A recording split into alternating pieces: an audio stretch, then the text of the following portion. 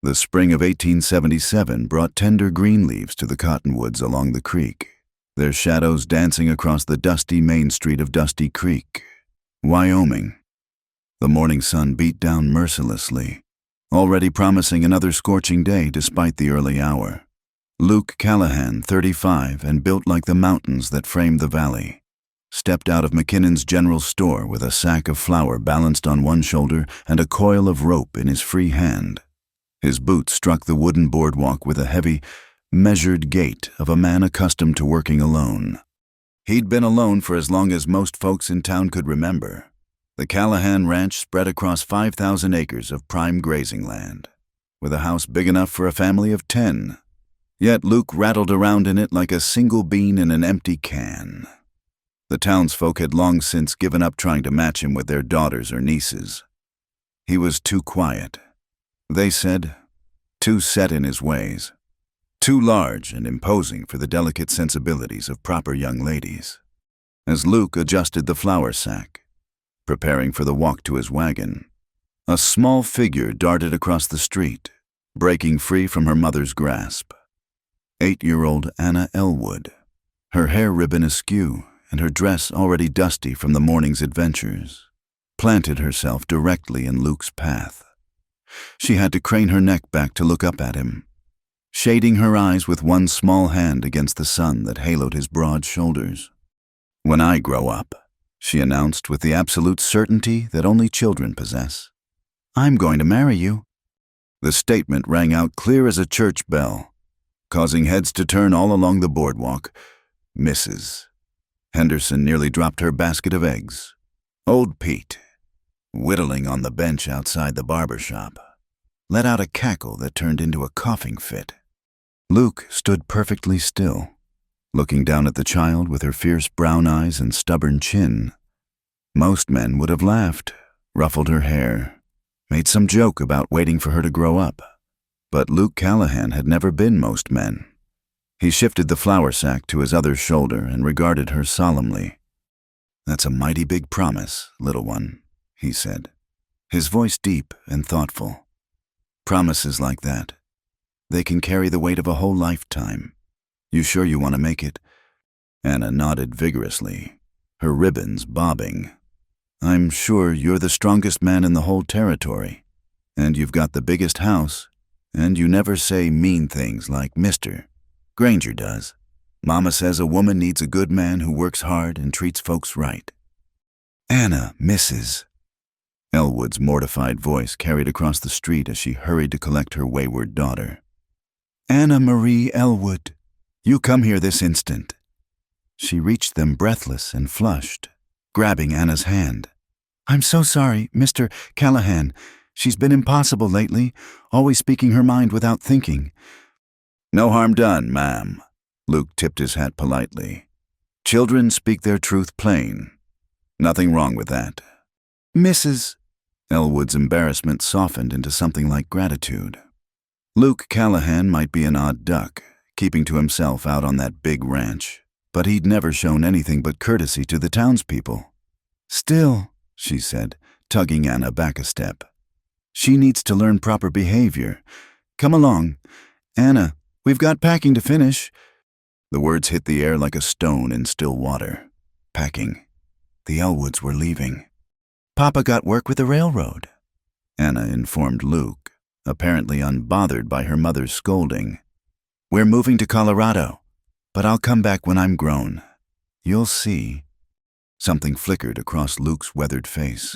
Surprise, perhaps, or maybe something deeper. He crouched down, bringing himself closer to Anna's eye level, though even crouched he still towered over her. "Colorado's a long way, miss," he said gently.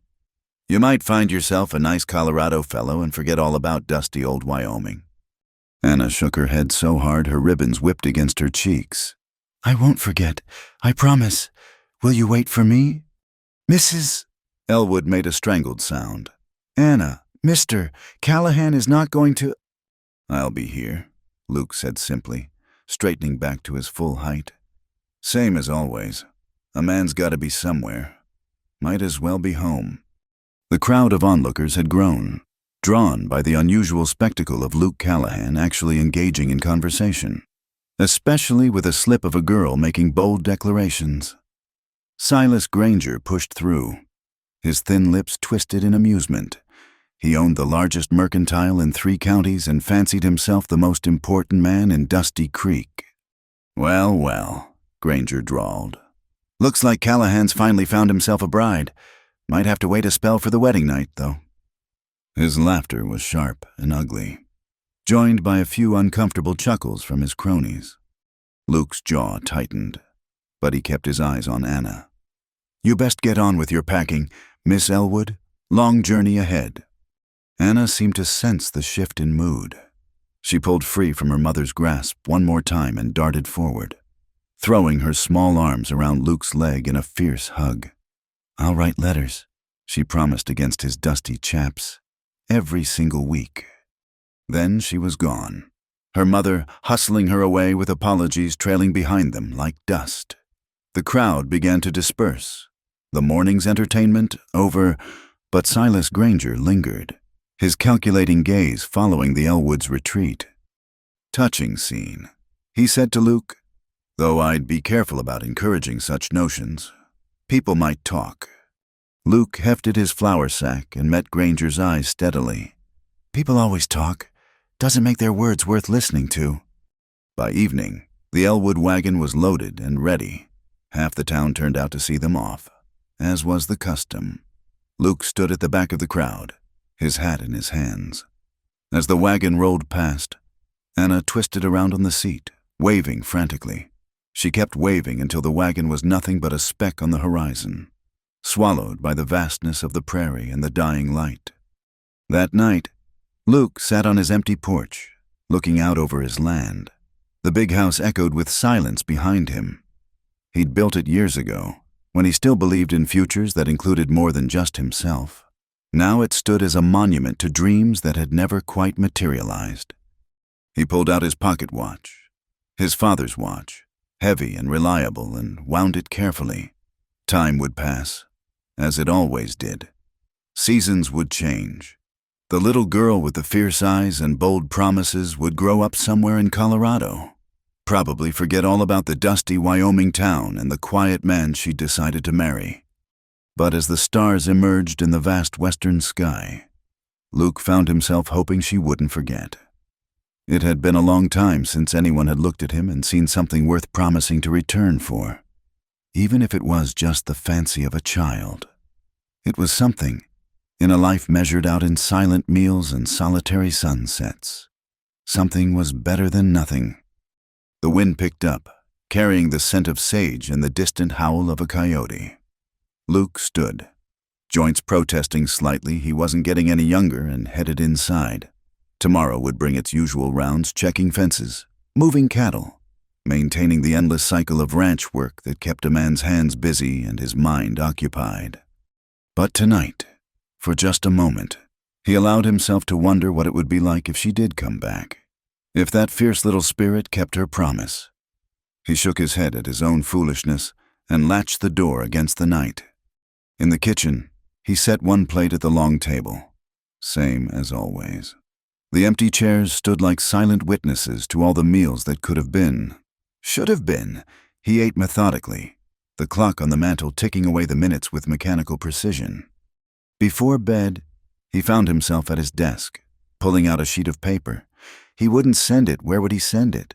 He didn't even know where in Colorado the Elwoods were headed, but he wrote anyway, his large hands careful with the pen. Miss Anna Dusty Creek remains much the same. The Cottonwoods are thinking about their autumn colors. Your promise has been noted and filed away safe. Should you find your way back, the door will be open. L. Callahan. He folded the letter and placed it in the desk drawer. A foolish gesture, perhaps, but then again, he'd been called foolish before. At least this foolishness came with a whisper of hope, faint as it might be. Outside, the Wyoming night stretched endless and star-filled. Somewhere beyond the horizon, a little girl with big dreams was heading toward a new life, and in Dusty Creek, a lonely man allowed himself the smallest smile before blowing out his lamp and surrendering to sleep. The stagecoach lurched and rattled into Dusty Creek on a sweltering summer afternoon in 1889, dust billowing around its wheels like earthbound clouds. The driver called out his arrival with practiced authority, bringing curious faces to windows and doorways along Main Street. Among the passengers climbing down was a young woman in a modest blue calico dress, her dark hair pinned up beneath a practical straw bonnet adorned with a single ribbon. Anna Elwood had returned. 12 years had transformed the spirited 8-year-old into a woman of 20, but the determined set of her chin remained unchanged. She stood beside her worn carpet bag, taking in the familiar yet altered landscape of her childhood. The town had grown some new buildings shouldered between the old. The railroad depot now dominated the East End, but the essence remained the same. Dusty Creek still dozed beneath the Wyoming sun, caught between civilization and wilderness. Luke Callahan was loading sacks of grain into his wagon outside McKinnon's when he saw her, his hands stilled on the rough burlap, his entire body going motionless in that way of men who've learned to read danger in the smallest movement. But this wasn't danger approaching, it was something far more unsettling. It was the past walking straight toward him in a blue dress and dusty boots. Their eyes met across the street. Anna's face broke into a smile that was part recognition, part triumph, as if to say, "I told you I'd come back." Luke straightened slowly, his expression unreadable beneath the shadow of his hat brim. The years had added lines to his face and threads of silver to his dark hair, but he was still the mountain of a man she remembered, perhaps even broader through the shoulders, more solid with the weight of time. Sheriff Hart appeared at Anna's elbow, tipping his hat politely. "Miss, you need help finding somewhere the boarding house burned down last winter. I'm afraid Mrs. Donnelly takes in lodgers, but she's full up with railroad workers." "Thank you, Sheriff," Anna replied, her voice carrying the same clear confidence it had possessed even in childhood. "I'm actually looking for Mr. Callahan. I'm Anna Elwood. I used to live here years ago." The sheriff's eyebrows rose in recognition. "The Elwood girl, well, I'll be. Your folks doing well?" "Papa passed 3 years ago. Mama remarried and settled in Denver." Her voice remained steady, but Luke caught the slight tightening around her eyes. "I've been working as a school teacher in Colorado Springs." "And you've come back to visit." Sheriff Hart glanced between Anna and Luke, who still hadn't moved or spoken. "To stay, actually." Anna lifted her chin. "If I can find lodging and work." The conversation had drawn attention. Esther Pike emerged from the mercantile, her sharp eyes taking in the scene with the efficiency of a woman who'd made everyone's business her own for 40 years. Anna Elwood, that little spitfire who used to climb trees in her Sunday dress. The very same, Mrs. Pike, Anna smiled. "Though I've given up tree climbing, mostly. The old schoolhouse is in need of a teacher." Esther continued, warming to the subject. "Miss Hartley up and married that banker from Cheyenne. Left us in quite a bind." She paused, her gaze sliding meaningfully toward Luke. "Course, finding a place to stay is the real challenge. Town's grown, but not that much." Luke finally moved, stepping down from his wagon with deliberate care. He removed his hat, running a hand through his hair in a gesture Anna remembered from years ago, his tell when he was thinking hard about something. "I've got room," he said quietly. The words fell into the conversation like stones into still water. "The house is too big for one person. There's a whole wing I never use, separate entrance and everything. It'd be proper enough. With Mrs. Chen coming in days to cook and clean." The silence that followed was deafening. Anna felt the weight of a dozen stares. Measuring and calculating. An unmarried woman staying with an unmarried man, even with a chaperone present during the day, was the sort of arrangement that set tongues wagging from here to California.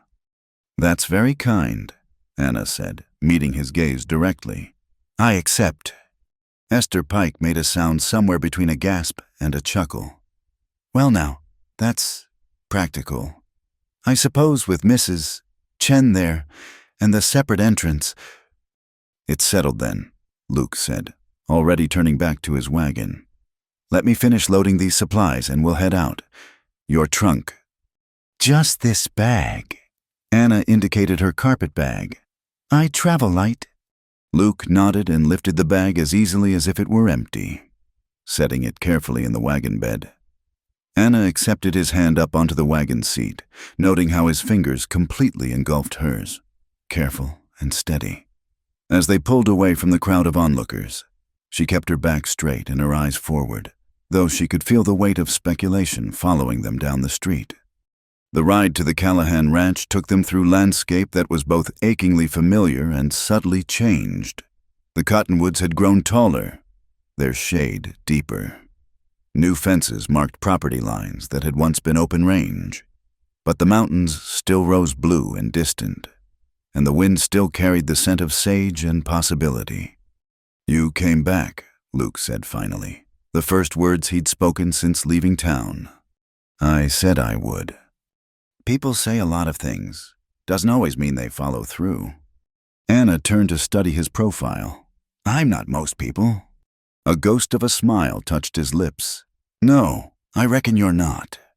The ranch, when it came into view, took Anna's breath away. The house stood white and pristine against the landscape. 2 stories with a wraparound porch and windows that caught the afternoon light like eyes. Barns and outbuildings clustered nearby, all well-maintained and purposeful. It was the spread of a prosperous man, a man who'd poured his life into the land and been rewarded for it. It's beautiful, Anna said softly. It's empty, Luke replied, then seemed to catch himself. But it's home. He showed her to the east wing, a self-contained apartment with its own sitting room, bedroom, and small kitchen. The furniture was quality but sparse, everything clean but untouched, as if waiting for someone to bring it to life. This was meant for... Luke stopped, cleared his throat. Well, it was meant for a family. Someday. Never got used. Anna set her bag down and moved to the window, looking out over the sweep of grassland. It's perfect, thank you. Mrs. Chen will be here in the morning. She'll help you settle in, show you where everything is. I'm usually out by dawn, working. We can take meals together or separate. Whatever suits you. Together, Anna said without hesitation. If that's acceptable. I didn't come all this way to eat alone. Luke studied her for a long moment, something shifting in his expression. Why did you come back? And a real reason. She turned from the window to face him fully. Because I made a promise. Because I've spent 12 years comparing every man I met to a memory. And they all came up short. Because I'm 20 years old and I know my own mind. And my mind kept circling back to Wyoming. To here. She paused, then added quietly, to you. I'm 47 years old, Luke said carefully. Set in my ways, I eat the same breakfast every morning, ride the same fences, keep the same schedule. I don't know how to be anything other than what I am. I'm not asking you to be anything other than what you are. Anna replied, I'm just asking for a chance to know who that is. That evening, they ate dinner at the long dining table. 2 plates set at one end instead of the single setting Luke had grown accustomed to. The silence wasn't uncomfortable, more like a held breath, waiting to see what would come next. Anna asked about the ranch, the cattle, the rhythms of the work. Luke found himself talking more than he had in years, drawn out by her genuine interest and intelligent questions. As darkness settled over the prairie, they moved to the porch. The temperature had dropped to something bearable, and the night sounds rose around them: crickets, a distant owl, the rustle of wind through grass. They'll talk in town, Luke said eventually, about this arrangement. Let them talk. Anna replied, I learned something in Colorado. People will always find something to gossip about. Might as well give them something interesting. Luke chuckled, a rusty sound. You always were fearless, even as a little bit of a thing. Not fearless, Anna corrected. Just certain. There's a difference. They sat in companionable silence as the stars emerged, brilliant in the clear sky. Inside the house, the empty rooms waited, holding their breath. But here on the porch, with 2 chairs instead of 1 and the soft sound of another person's breathing in the darkness, the loneliness that had pressed against the windows for so long began, ever so slightly, to ease. The church social was in full swing by the time Luke and Anna arrived.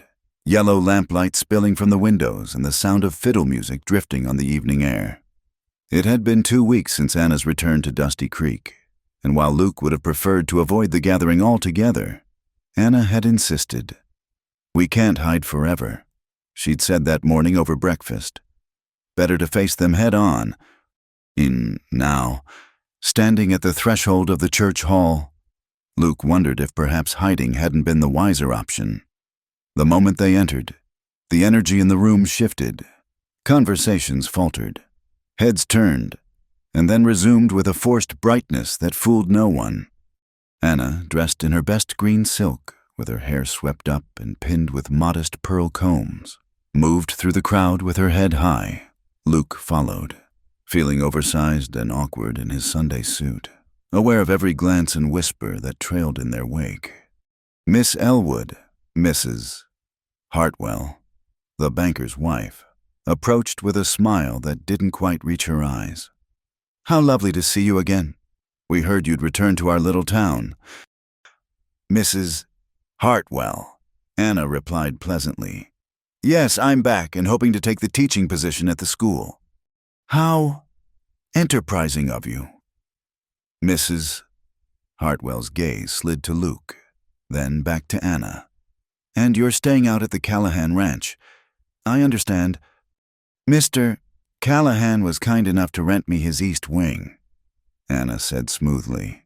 "With Mrs. Chen there daily. It's all quite proper." Of course. Mrs.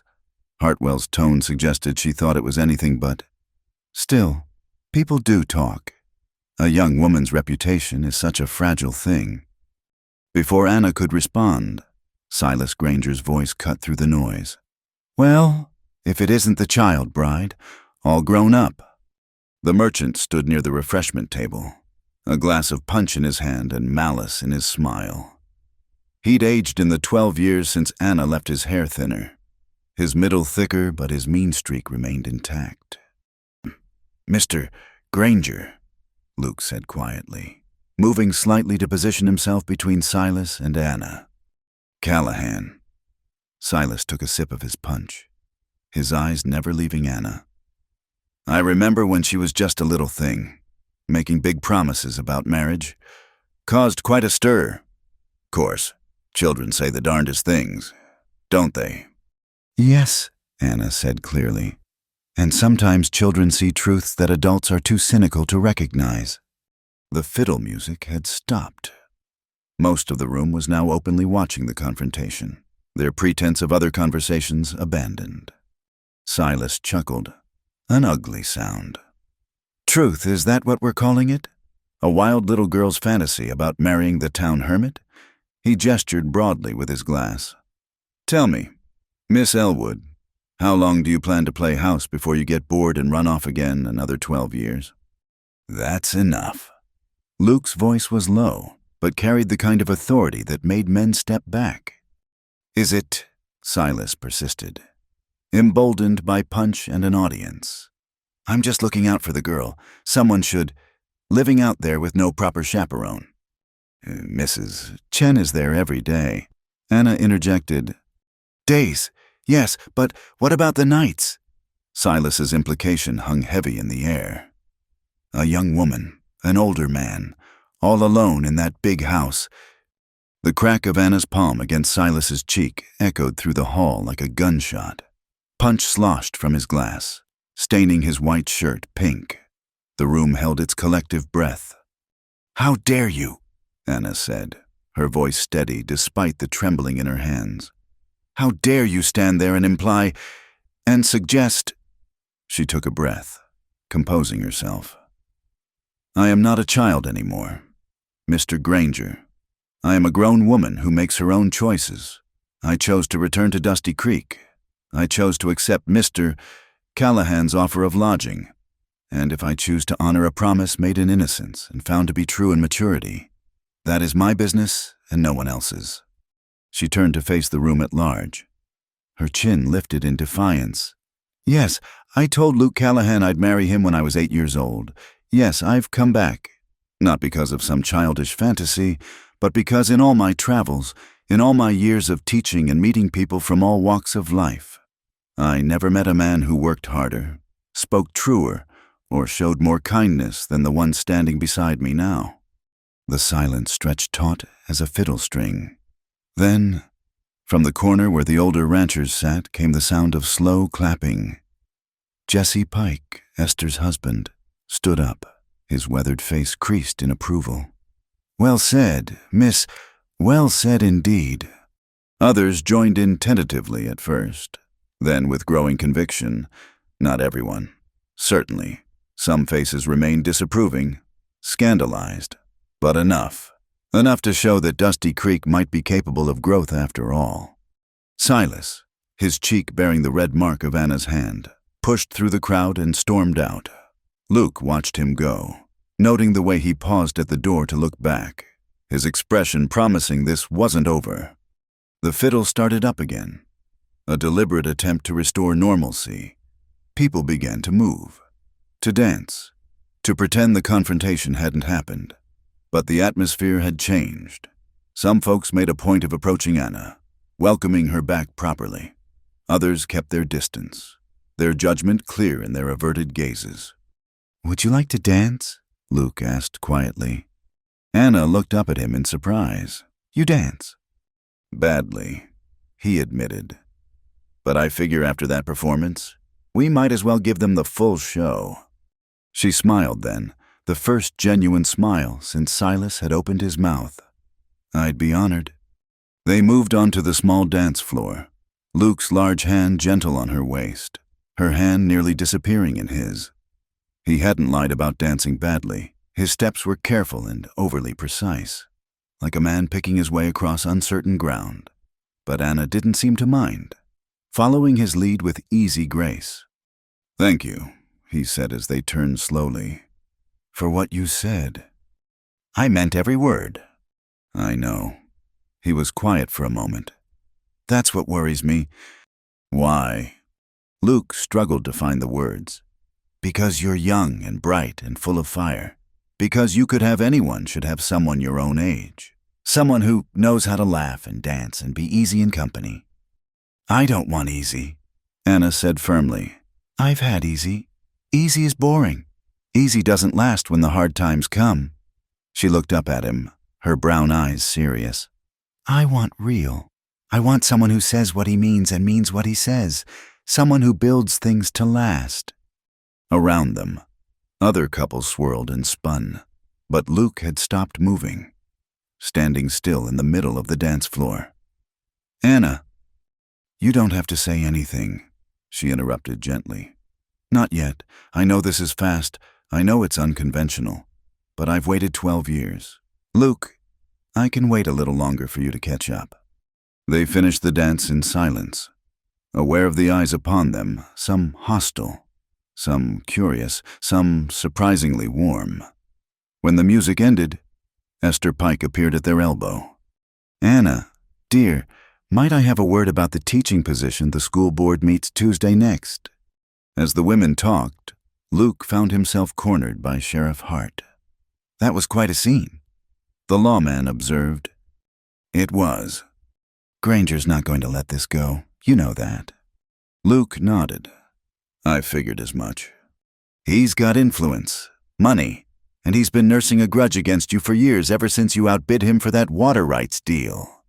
I'll handle Granger, Luke said quietly. The sheriff studied him. See that you handle him legal-like. I'd hate to have to arrest you for disturbing the peace. Or worse. The rest of the evening passed without major incident, though the undercurrents remained. As they drove home through the star-filled night, Anna sat quietly beside Luke on the wagon seat, the warmth of the confrontation giving way to exhaustion. I'm sorry, she said finally. I shouldn't have hit him. He deserved it. Maybe, but it won't help our situation. Luke glanced at her. Our situation? You know what I mean. We're already the subject of gossip. This will just add fuel to the fire. They rode in silence for a while. The clip-clop of hooves and creak of wheels the only sounds.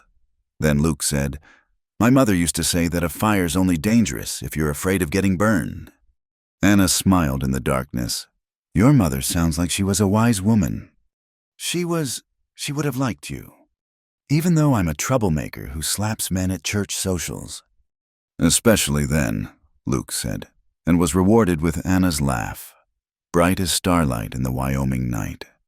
As they pulled up to the ranch house, Luke helped Anna down from the wagon, his hands lingering perhaps a moment longer than necessary at her waist. At the door to the east wing, she turned to face him. "Thank you for standing by me tonight." "Always will," he said simply. She rose up on her toes and kissed his cheek, quick and light as a butterfly landing. Then she was gone, the door closing softly behind her, leaving Luke standing in the darkness with his hand pressed to his face and his heart hammering like he'd run all the way from town. Inside the house, he sat at the long table, but for the first time in years, he didn't feel alone. The empty chairs seemed less accusatory, more patient, waiting, perhaps for the future that was beginning to take shape, however uncertain and unconventional it might be.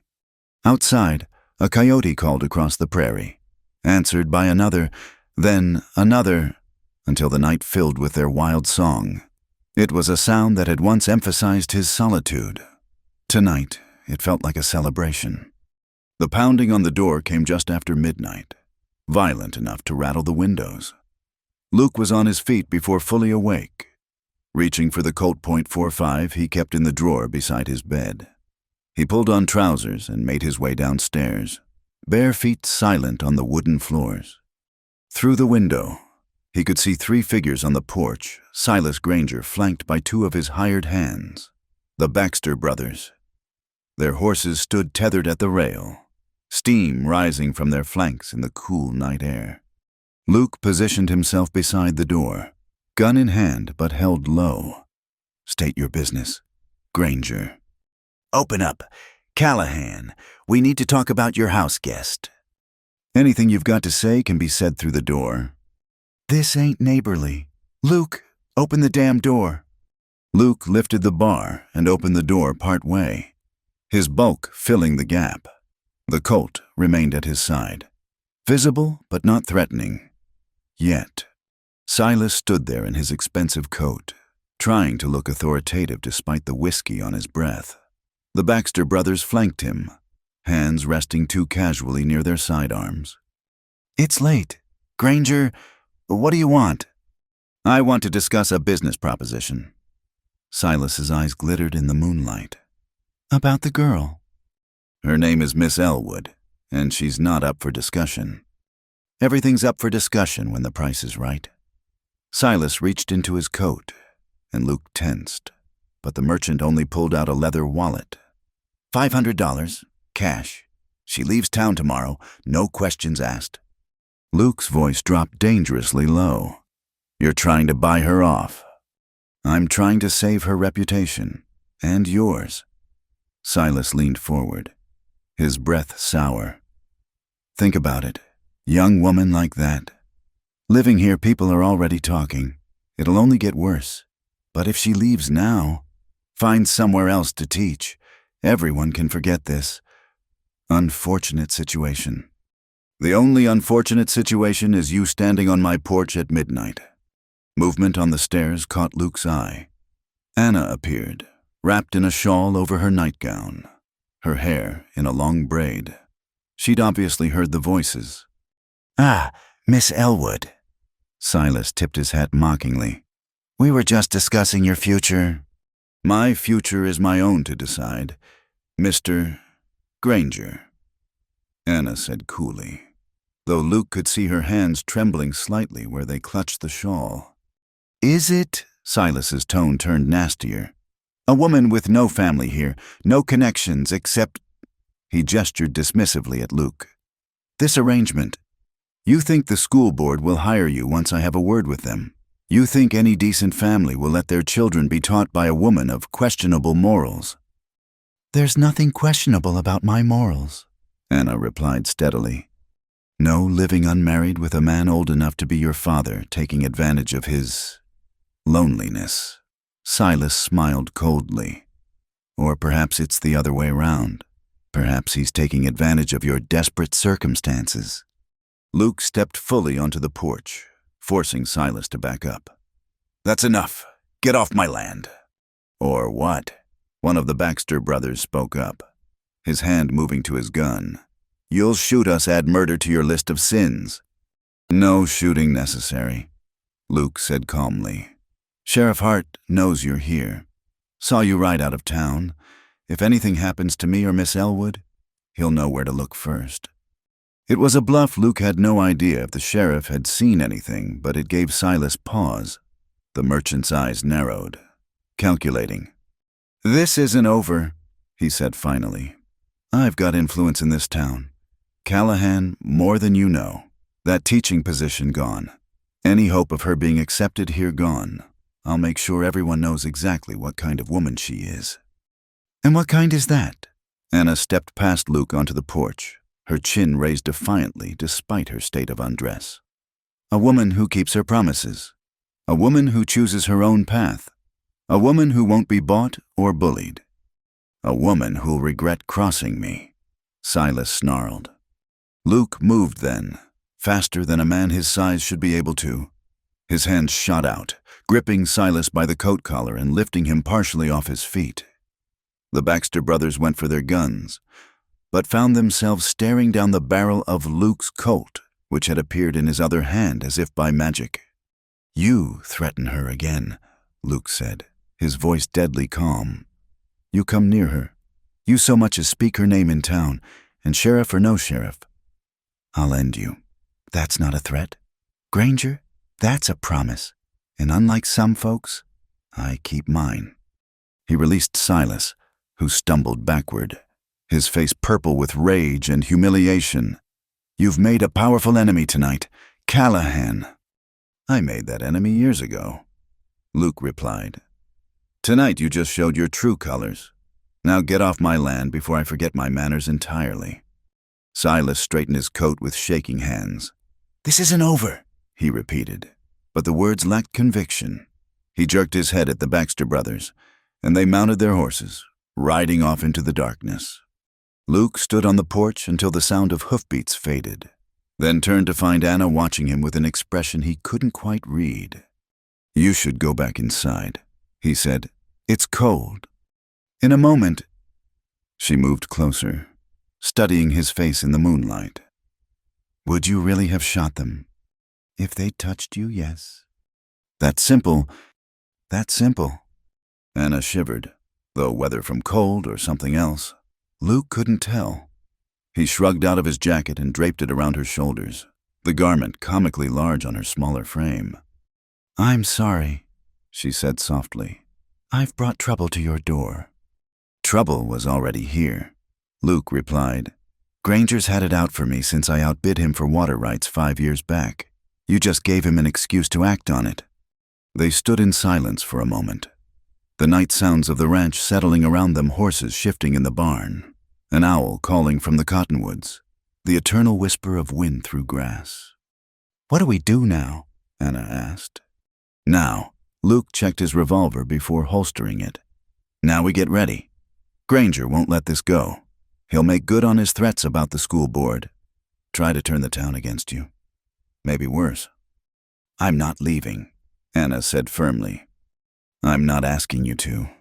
Luke met her eyes. But you need to understand what you're in for. Granger owns half the businesses in town.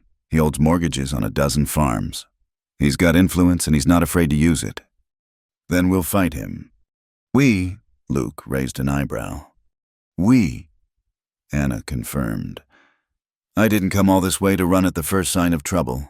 My father used to say that bullies only have power if you give it to them.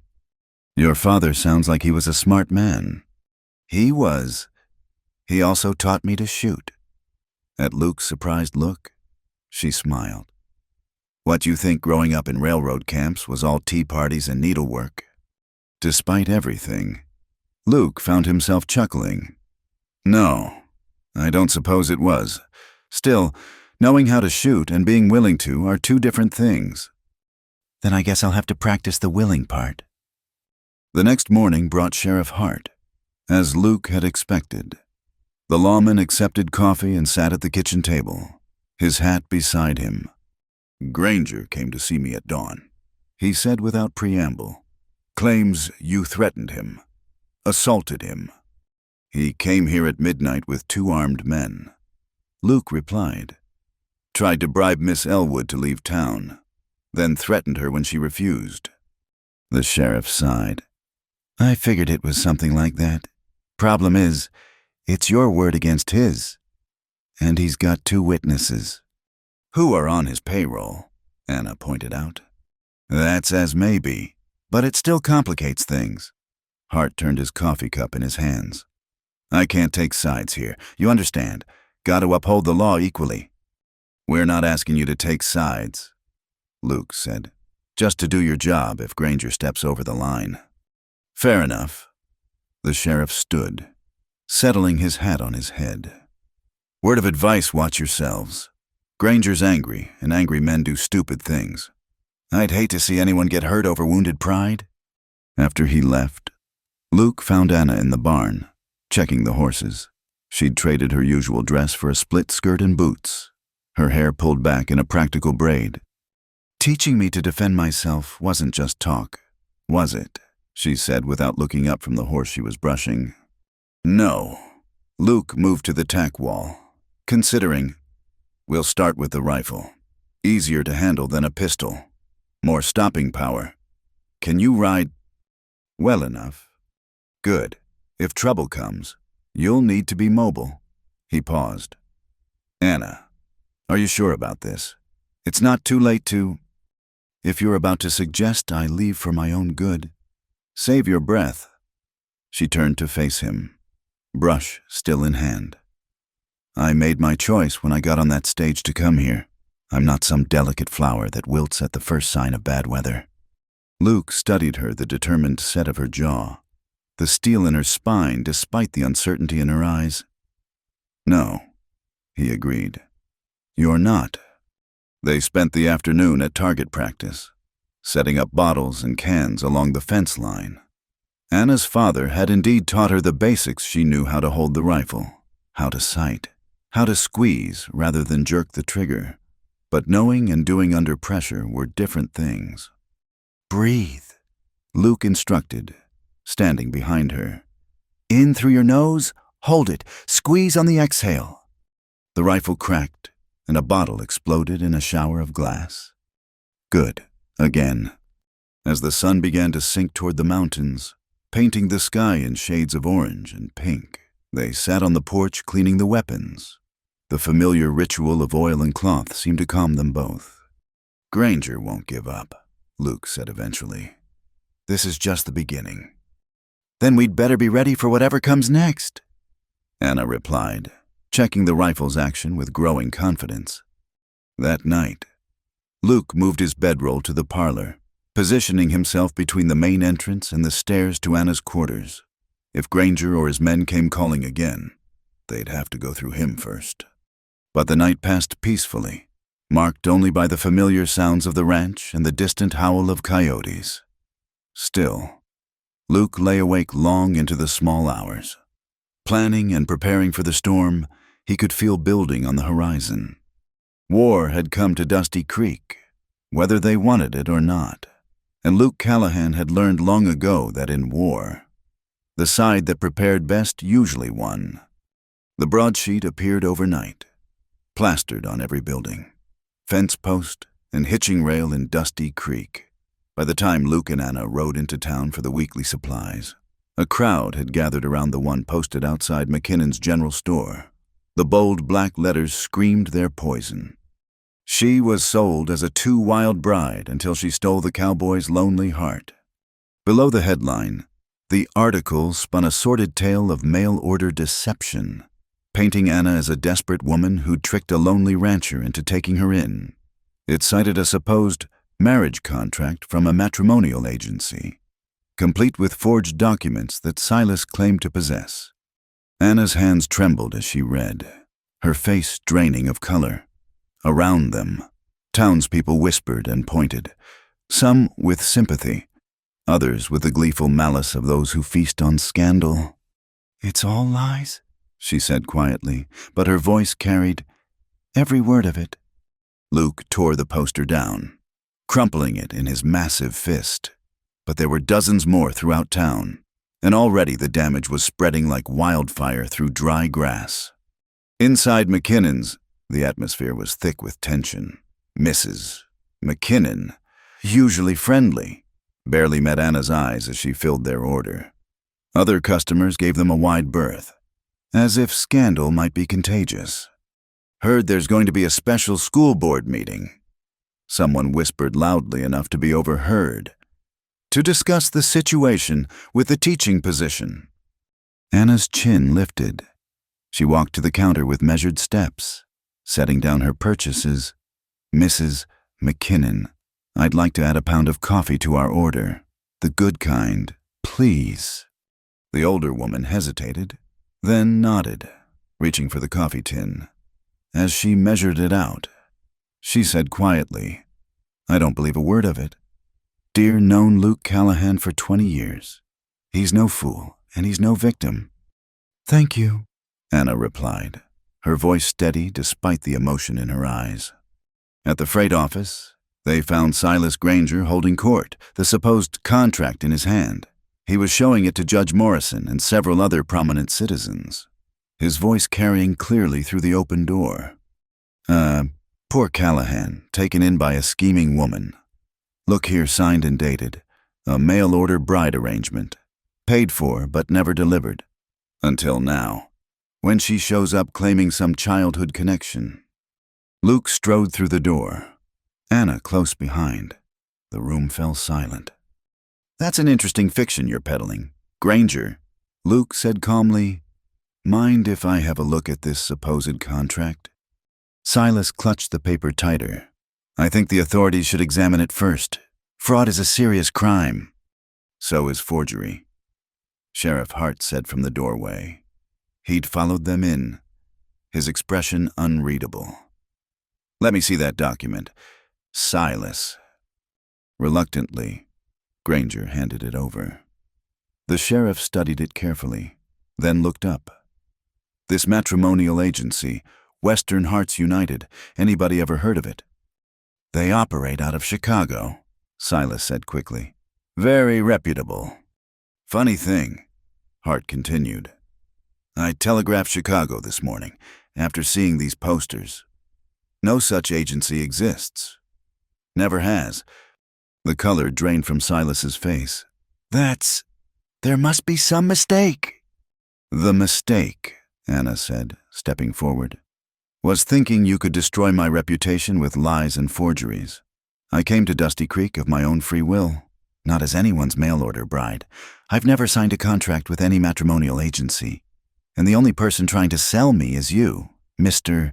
Granger, with your bribes and threats." Judge Morrison cleared his throat. "These are serious accusations on both sides. Perhaps we should let the lady speak for herself," Esther Pike interrupted, pushing through the crowd. "At the church, publicly. Let her tell her story, and let the town judge for themselves who's telling the truth." Murmurs rippled through the gathering. Silas's jaw worked furiously. "That's not necessary. The evidence speaks for itself." "What evidence?" Luke asked. "A forged document from a non-existent company. Or maybe you mean these poison pen posters that appeared mysteriously in the night." "I had nothing to do with those posters," Silas protested. "No, then who else benefits from destroying Miss Elwood's reputation?" The crowd was growing, drawn by the confrontation. Anna noticed several members of the school board among them, their faces grave. "I'll speak at the church," she announced. "Tonight, after supper. Anyone who wants to hear the truth is welcome to attend." This is ridiculous. Silas blustered. We don't need some theatrical performance.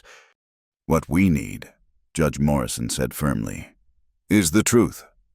I'll be there tonight, Miss Elwood. I suspect many others will too. As they left the freight office, Luke guided Anna through the crowd with a protective hand at her back. She walked with her head high, but he could feel the tension in her shoulders. You don't have to do this, he said once they were back at the wagon. Yes, I do. She looked up at him, her brown eyes fierce. I won't let him win. Luke, I won't let lies drive me away. They spent the afternoon preparing not for farming or ranching, but for battle of a different kind. Anna wrote notes for her speech while Luke rode out to neighboring ranches, quietly spreading word of the evening's meeting. When he returned, he found her in the kitchen with Mrs. Chen, who'd stayed late to offer support. You eat, Mrs. Chen commanded, setting a bowl of stew in front of Anna. Need strength for tonight. I be there too. Tell everyone what I see here, respectable house, respectable people. As evening approached, they dressed carefully. Anna chose her most modest dress, a gray wool with white collar and cuffs that made her look like the school teacher she hoped to become. Luke wore his best suit, the one usually reserved for funerals and weddings. The church was already half full when they arrived, and more people were streaming in. Silas sat in the front row with his supporters, his face set in lines of smug anticipation. But Luke noticed unease in some of the men around him apparently. The sheriff's revelation about the fake agency had shaken their confidence. Reverend Walsh called for order. We're here to listen, not to judge. Miss Elwood has asked to address the community, and Christian charity demands we hear her out. Anna stood and walked to the front, her footsteps echoing in the hushed space. She turned to face the crowd, and Luke saw her hands clench briefly at her sides before relaxing. My name is Anna Marie Elwood, she began, her clear voice carrying to the back pews. 12 years ago, I was 8 years old and leaving Dusty Creek with my family. Before we left, I told Luke Callahan I would marry him when I grew up. A ripple of memory went through those who'd been there that day. It was a child's promise, impulsive and innocent. But as I grew older, working in railroad camps, teaching in mining towns, seeing the worst and best of frontier life, that promise became something else. It became a reminder that somewhere in this wild land was a man who'd treated a little girl's declaration with respect instead of mockery. A man who worked hard, lived honestly, and harmed no one. She paused, her gaze sweeping the crowd. I returned to Dusty Creek not as a mail-order bride, not through any contract or arrangement, but of my own free will.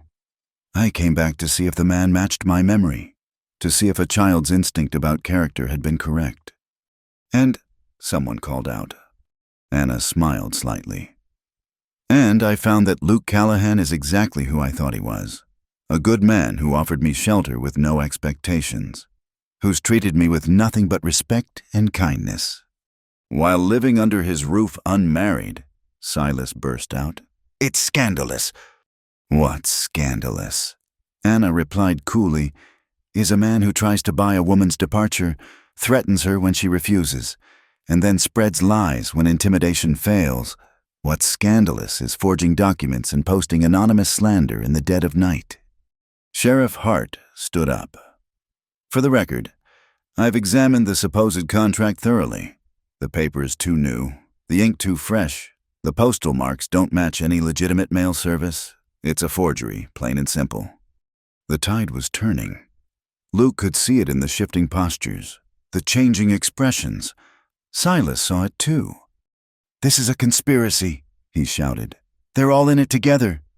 Oh, sit down, Silas, Esther Pike snapped. You've been a poison in this town for years, and we've all been too polite or too scared to say it. Well, I'm saying it now. These are good people you're trying to destroy, and I, for one, won't stand for it. Others began to speak up, ranchers who dealt fairly with Luke for years, women who remembered Anna as a bright, promising child. The meeting that Silas had hoped would destroy Anna's reputation was becoming his own undoing. Finally, Judge Morrison stood. "I think we've heard enough, Miss Elwood. The school board will meet as scheduled to consider your application for the teaching position. You'll be judged on your qualifications. Nothing else." As people filed out, many stopped to shake Anna's hand or nod respectfully to Luke. Silas pushed through the crowd and left without a word, his face dark with fury. Outside, under the vast canopy of stars, Anna sagged against Luke. "It's not over, is it?" "No," Luke admitted. "But tonight you won. You showed them who you really are."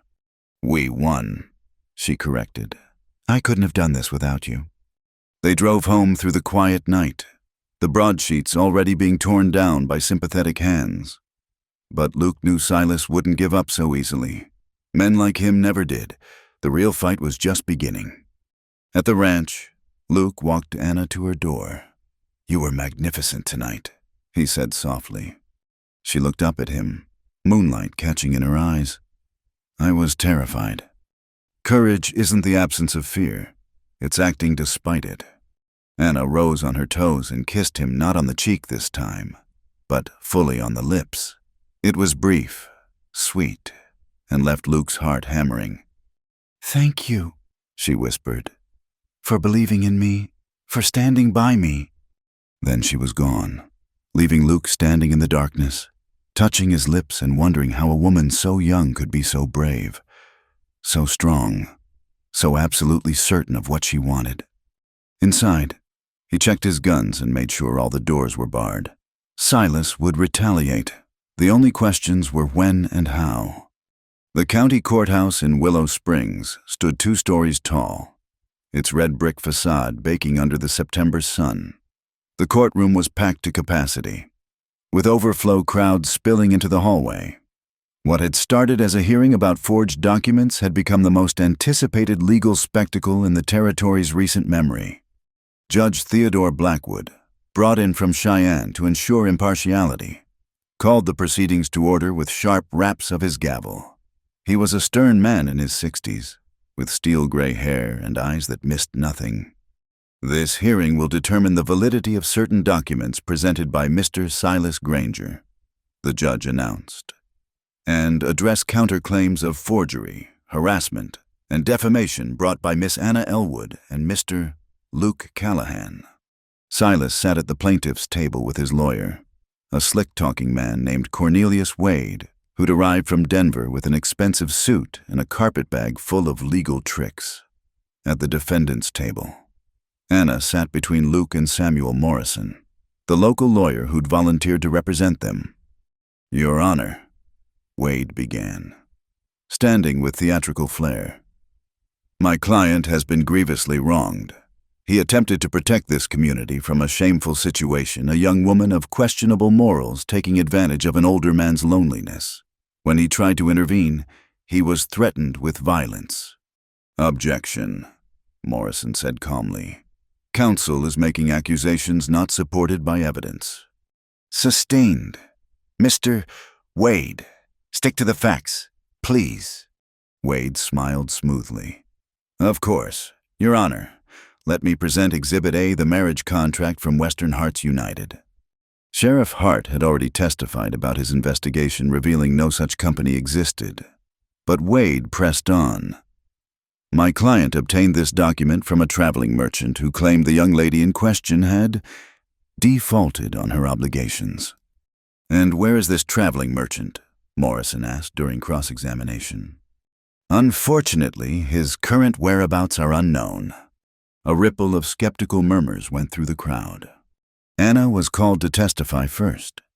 She took the stand wearing the same modest gray dress she'd worn to the church meeting, her hair severely pinned back. Under Morrison's gentle questioning, she told her story simply and directly, the childhood promise, her years away, her return. "Why did you come back to Dusty Creek, Miss Elwood?" Morrison asked. "Because I'd given my word," Anna replied, "and because in all my travels, I never met another man as decent and honorable as Luke Callahan." Wade's cross-examination was aggressive. Isn't it true you were desperate for lodging when you arrived? The boarding house had burned down. Mr. Callahan offered his spare wing. How convenient. A young woman with no resources. An older man with a large, empty house. I had resources, Anna interrupted. I had savings from 5 years of teaching. I could have found other arrangements or moved to another town. I stayed because I chose to stay. Or because you saw an opportunity. Mr.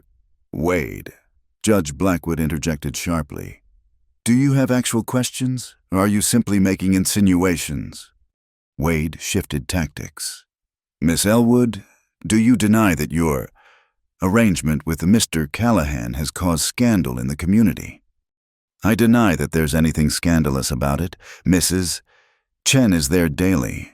We maintain separate quarters. Our conduct has been entirely proper, yet you're living unmarried under the same roof. Anna's eyes flashed. Yes, we are. And if that offends some people's sensibilities, perhaps they should examine why they're so eager to think the worst of others. When Luke took the stand, his testimony was characteristically brief and direct. No, he'd never entered into any agreement with a matrimonial agency. No, he'd never paid for a bride. Yes, Silas Granger had come to his home at midnight with armed men and tried to bribe Miss Elwood to leave town. He offered $500. Luke stated. When she refused, he made threats. What kind of threats? Morrison prompted. He said he'd ruin her reputation, prevent her from getting the teaching position, make sure she'd regret crossing him. And what was your response? Luke's eyes found Silas in the crowd. I told him to get off my land. Wade tried to shake Luke's testimony, but might as well have tried to move a mountain. Every question was met with calm, factual responses that gave no ground for manipulation. Then Esther Pike was called as a character witness. She marched to the stand like a general taking the field, her best black dress rustling with determination. I've known Luke Callahan for 20 years, she declared. He's never lied, never cheated, never taken advantage of anyone. The idea that he'd be fooled by some mail-order bride scheme is ridiculous. And Miss Elwood, Morrison asked. I remember her as a child bright, spirited, honest to a fault. The young woman who returned shows the same character.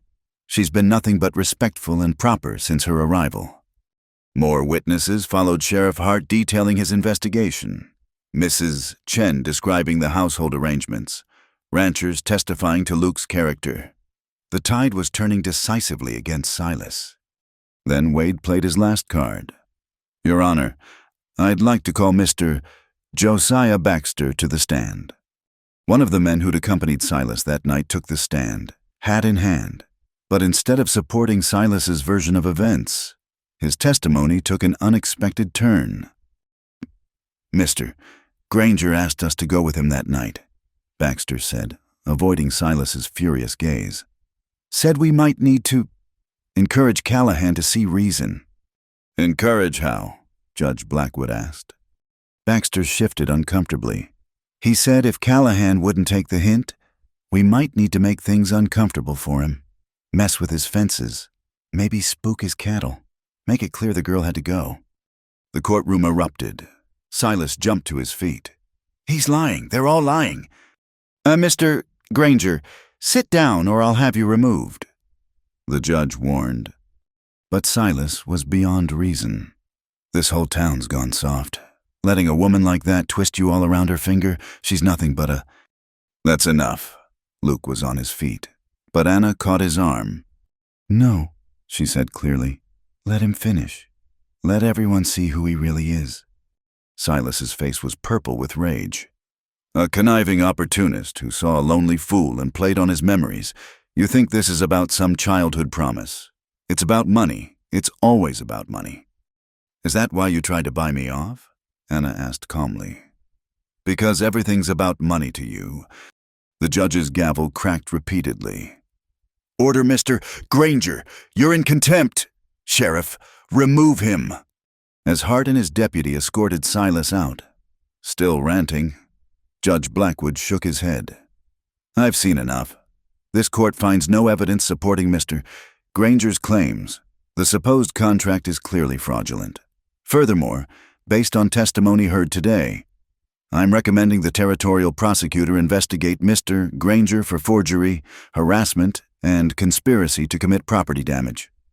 The crowd burst into applause, quickly silenced by the gavel. As for Miss Elwood and Mr. Callahan, the judge continued, while their living arrangement may be unconventional, there's no law against it and no evidence of impropriety. This court sees no reason why Miss Elwood shouldn't be considered for any position for which she's qualified. Outside the courthouse, people clustered around Anna and Luke, offering congratulations and apologies for believing Silas's lies. The school board president pumped Anna's hand, assuring her the teaching position was hers if she wanted it. It's over, Anna breathed as they finally broke free of the crowd.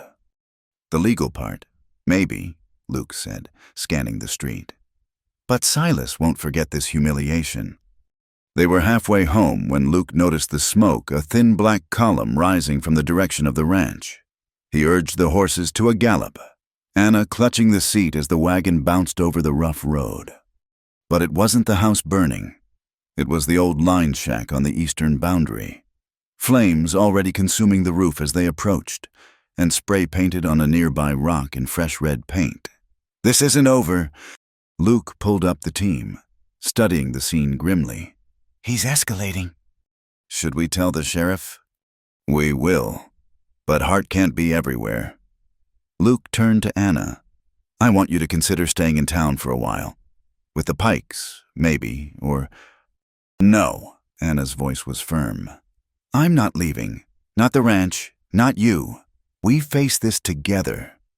Luke looked at her small, fierce, unwavering, and felt something shift in his chest. Together, then. They spent the rest of the day clearing fire breaks around the buildings and organizing watches with the ranch hands. As night fell, Luke found Anna on the porch, rifle across her lap, scanning the darkness. You should get some rest, he said. I'll take first watch. I couldn't sleep if I tried. She glanced up at him. Do you regret it taking me in that day? Luke settled into the chair beside her. Only thing I regret is that it took you 12 years to come back. In the darkness, her hand found his. Small but strong, they sat in silence, watching and waiting. Two souls united against whatever the night might bring. The war with Silas Granger was far from over, but for the first time in years, Luke Callahan didn't feel like he was fighting alone. The drought came without warning, settling over the valley like a curse. By the third week without rain, the grass had turned brittle as old paper, crunching beneath boots and hooves. The creek that gave Dusty Creek its name dwindled to a muddy trickle, and the usually reliable wells began to show bottom. Luke stood at the edge of the north pasture, studying the gaunt cattle that clustered around the failing waterhole. Their ribs showed through dusty hides, and their low, mournful bellowing carried across the scorched landscape. We'll have to move them, Anna said, riding up beside him. She'd taken to wearing men's clothing for ranch work, practical canvas pants and a loose shirt that scandalized the town ladies, but made infinitely more sense for the harsh labor required. The Blackfoot Springs are still running, aren't they? 30 miles through Harker's Pass. Luke confirmed. It'll be hard going. We'll lose some. We'll lose them all if we stay here. He looked at her, this woman who'd transformed from schoolteacher to rancher with remarkable speed. The sun had bronzed her skin and lightened her hair, but it was the steel in her spine that impressed him most. You know Silas owns land along that road. He might try to stop us. Then we'll go around. That adds another 20 miles, through rattlesnake country. Anna's jaw set. Then we'd better get started. They spent 2 days preparing gathering the scattered herd, packing supplies, recruiting help. Several neighboring ranchers were in the same predicament, and they agreed to drive their herds together. Safety in numbers, and more guns if Silas decided to make trouble. The morning they set out, the sky was the color of heated brass. Luke, Anna, and 3 hired hands Tom Rivers, Jake Holloway, and Miguel Santos pushed 500 head of cattle into motion. The Hendersons followed with their 300, and the widow McCarthy brought up the rear with her small herd of 50. By noon, the temperature had climbed past 100 degrees. Dust rose in choking clouds, coating everything in fine grit. Anna rode drag position, her bandana pulled up over her nose, constantly circling to keep stragglers moving. It was the worst job on the drive, eating everyone else's dust, but she'd volunteered for it. "How you holding up?" Luke asked, falling back to ride beside her. "Still breathing," she replied, her voice muffled by the bandana. "Though I'm not sure this qualifies as air anymore." They made 15 miles the first day, camping near a cluster of cottonwoods that offered scant shade. The cattle milled restlessly, scenting water that wasn't there. As darkness fell, they posted guards in 2-hour shifts. It was during Anna's watch that trouble started. She was circling the herd's eastern edge when she spotted riders silhouetted against the stars, 5 men, moving slow and purposeful. She fired her rifle into the air, the sharp crack splitting the night. The camp erupted into motion, men rolling from their bedrolls with weapons ready. "Riders east," Anna called, keeping her rifle trained on the approaching figures. Luke appeared at her side as if materialized from shadow. "How many?" "5, maybe more hanging back." The riders stopped just outside rifle range. One called out, "Just passing through, no need for shooting." "Then pass," Luke replied, wide around the herd. "Now that's not very neighborly. Callahan, public land out here." Anna recognized the voice Ned Granger, Silas's nephew, a mean piece of work who'd been run out of 2 territories for various crimes. "It's neighborly enough," Luke said. "Move along, Ned." "Can't help but notice you're driving cattle through a drought. Desperate times. Hey, my uncle might be willing to buy that herd, save you the trouble of losing half to thirst." "Not interested." "You sure? Because between here and water, lots of things could happen. Stampedes, fires, all sorts of accidents." Luke's rifle shifted slightly. "That sounds like a threat, Ned." "Just observing the dangers of the trail?" Ned's laugh was ugly. "But don't worry, we'll be around if you change your mind." The riders melted back into darkness, but everyone knew they hadn't gone far. "Double the watch," Luke ordered. "Nobody rides alone." The second day was worse. The temperature climbed higher, and they found the first waterhole dry nothing but cracked mud and the bones of animals that hadn't made it. 3 calves collapsed and had to be left behind. The vultures appeared within minutes, circling patiently. That night, Ned's men made their move. Anna was helping Miguel with the horses when the fire started a line of flames racing through the sagebrush toward the bedded herd. Fire in the grass. Chaos erupted. Cattle bawled and surged to their feet. Men ran with blankets and coats, trying to beat out the flames before they could spread. Luke organized a firebreak, everyone digging frantically with shovels and bare hands. Anna found herself beside Tom Rivers, both of them pounding at the flames with wet blankets. The smoke was suffocating, the heat searing. A burning tumbleweed rolled past, igniting new spots faster than they could extinguish them. "The herd's starting to run!" someone shouted. Half the cattle had broken free, stampeding into the darkness. But there was no time to chase them if they didn't stop the fire. They'd lose everything. It took 2 hours to contain the blaze, and by then they'd lost nearly 100 head to the night. Jake Holloway didn't make it back. They found him at dawn, trampled in the stampede's path. They buried him in a shallow grave marked with stones, Anna reading from her small Bible while the men stood with hats in hand. "This is Granger's doing," Tom Rivers said bitterly. "Jake's dead because of him." "We can't prove it," Luke replied, though his face was stone.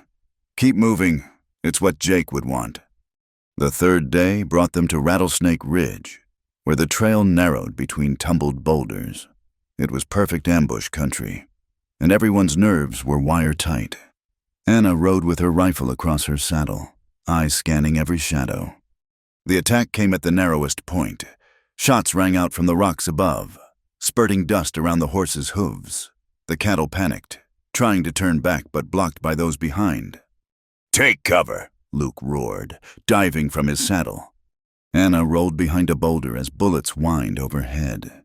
She could see muzzle flashes from at least 3 positions. Beside her, Miguel cursed in Spanish and returned fire. It was a vicious fight in brutal heat. The trapped cattle bawled and milled, some falling as stray bullets found them. Tom Rivers took a bullet in the shoulder but kept shooting with his other hand. Misses. McCarthy proved to be a crack shot, her ancient buffalo rifle booming like thunder. Then Anna saw movement above a man drawing a bead on Luke, who was pinned down in the open. Without thinking, she swung her rifle up and fired. The man jerked and tumbled from the rocks. The shooting gradually died down, whether they'd driven off the attackers or run out of ammunition. Anna couldn't tell.